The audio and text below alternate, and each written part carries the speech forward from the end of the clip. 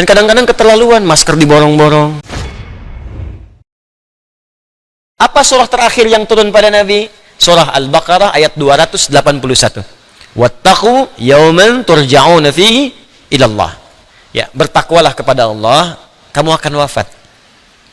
Cepat cari bekal sebelum pulang. Itu ayat turun pada Nabi. Nabi itu orang paling takwa semuka bumi. Jaminan surga.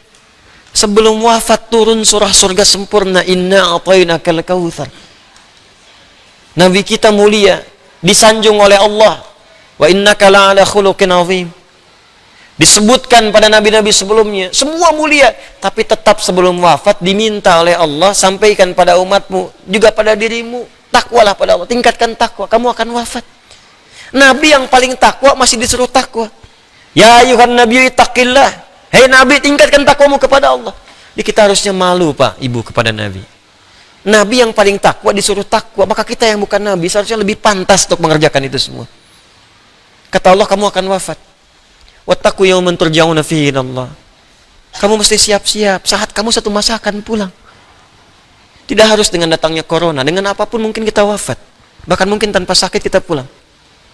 Sebagian mesti sadar mungkin corona itu hadir di sekitaran kita untuk mengingatkan pula. Coba lihat, diberikan wabah seperti itu, banyak orang kehilangan pegangan, mulai ketakutan, mulai mencari Tuhan. Selama ini kemana aja? Dan kadang-kadang keterlaluan, masker diborong-borong. Dalam situasi sulit masih berbuat maksiat, keterlaluan orang, dosanya banyak itu. Orang kesulitan harga dinaikin. Masker 25.000 jadi 300.000. Orang kebanjiran pisang di 100.000 satu. Ini susah ini, kemana domirnya? Nuraninya kemana gitu? Makanya saya sepakat, tangkap aja orang-orang begitu tuh, penimbun masker, penimbun macam-macam, dosanya banyak. Dan nggak sadar gitu. Tapi sisi yang lain, banyak orang ketakutan. Kelihatan ada yang takut mati, nggak siap-siap, dia kemana aja selama ini. Ada yang khawatir, ada yang borong makanan sampai sana sini, ketakutan. Anda apa yang ditakutkan? Anda meninggal juga tanpa virus pun Anda meninggal. Tuh, calon wafat tuh. Tuh. Itu. Nggak bisa pilih. Jangan tunggu virus untuk kita tobat kepada Allah. Setiap hari tobat. Tobat setiap hari. Nabi aja kan istighfar tiap hari. Pagi, malam, sebelum tidur istighfar dulu. Tapi enak kok Pak, saya coba tuh. Saya biasakan tuh salawat pada Nabi. Ya Allah, saya pengen ketemu Rasulullah. Salawat Rasulullah Muhammad Muhammad. Ya Allah pertemukan saya dengan Rasulullah. Ya Allah, saya pengen ketemu, saya rindu Rasulullah. Salawat. Ya Allah, saya banyak dosa ya Allah, saya takut dengan dosa ini kembali kepadamu. Saya takut ya Allah dengan hisab. Astagfirullah.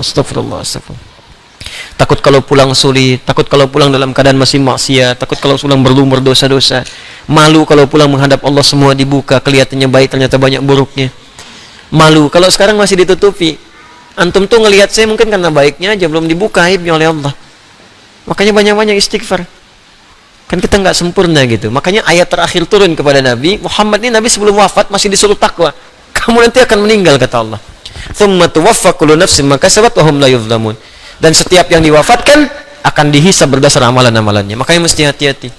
Mesti hati-hati. Itulah, jangan cari banyak dosa lah. Dosa kita udah banyak. Ngapain dikumpulin lagi? Tobat malam ini tobat.